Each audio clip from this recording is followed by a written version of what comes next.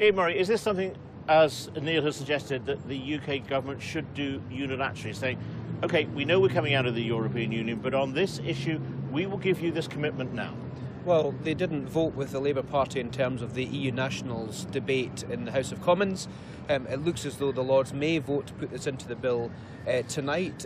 John Stevenson and indeed the Secretary of State at Scottish Questions today to my question, in response to my question, said that they would reject it as well. So it looks as if the government aren't going to go down this route. I take completely the contrary view to John Stevenson on this, because I think actually if the UK government was able to guarantee the rights of EU nationals now, it would strengthen their hand. Absolutely. Because they would be saying to other governments, the Spanish, the Italians, the Germans, where there are huge numbers of UK nationals living in other EU countries, look, we're doing it, you need to give us a reciprocal deal because we're doing it. I think it would embarrass them actually to bring in a policy. Let's just be clear though, and I think it's important for your viewers to be clear on this, nothing will change as far as the rights of EU nationals are concerned until at least 2 years have passed, until 2 years after Article 50 has been invoked at the end of this month. It's very, very important to say that people's rights will not change, but let's just sort it now, take this out of the entry and move on to other issues. Alistair Carmichael, it's not quite as simple as that though, is it? Because you would be having negotiations with probably 27 other EU countries, not the EU as a whole. So you'd have to say 27 times, we'll do this deal with you. But look, this isn't about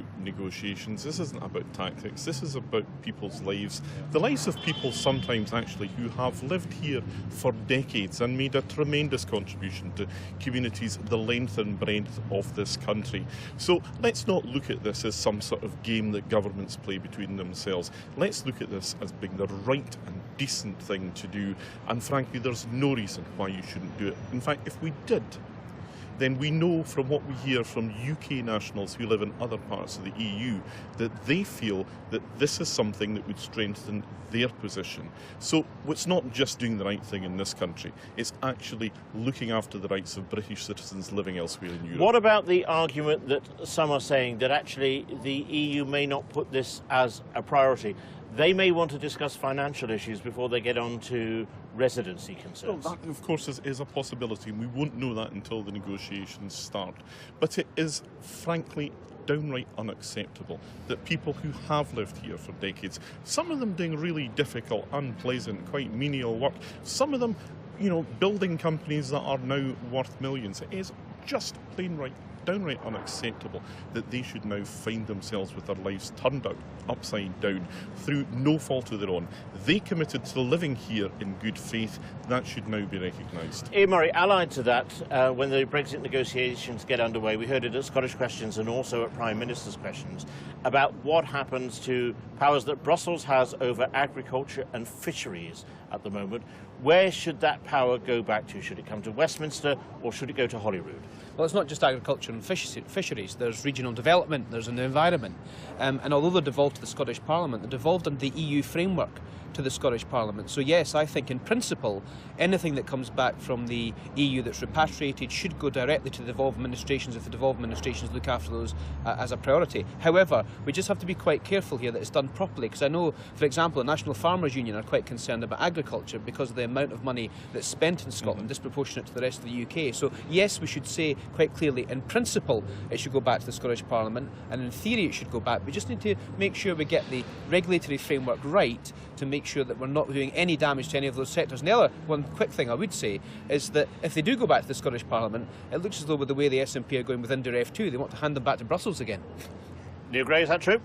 Well, no. I mean, what we are looking for just now is to see what is going to happen to powers that are currently in the devolved competence, powers over fisheries, over agriculture, and we were looking for very clear assurances from the Scottish Secretary and then from the Prime Minister this afternoon about what is going to happen to those powers, and we were given no answer to those very, very simple questions, and they should be resolved now before we go into the negotiations. John Stevenson, is this something whereby actually the UK could say we get the powers back and we can enhance devolution?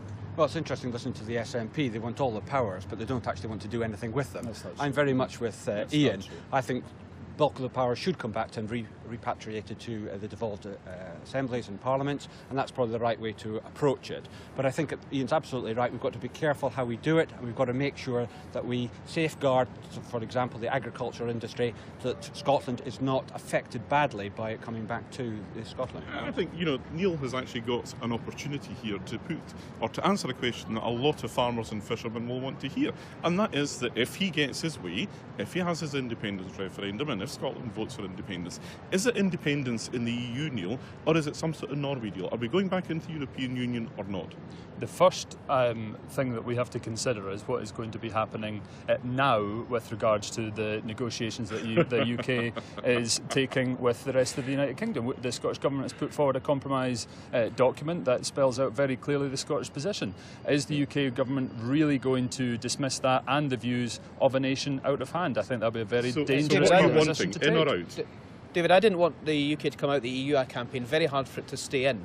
But it's quite clear that if repatriated powers are coming back from the EU, the principle should be it goes to devolved administration in Parliament. Mm-hmm. But it seems to me that what Neil is saying to fishermen in Fraserburgh and agricultural workers all over Scotland is we're going to fight and fight and fight for the Scottish Parliament to have these powers, which they should, because they should lie there, but then we're going to hand them straight back to Brussels again. I'm not sure that's a very acceptable position to have. Nobody said that.